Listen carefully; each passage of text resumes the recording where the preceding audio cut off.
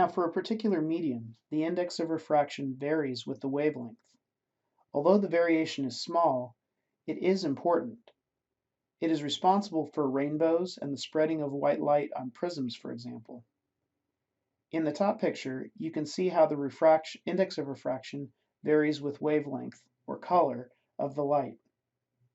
Using flint glass, for example, you can see that it varies from about 1.67 for 400 nanometer light to about 1.62 for 700 nanometer light.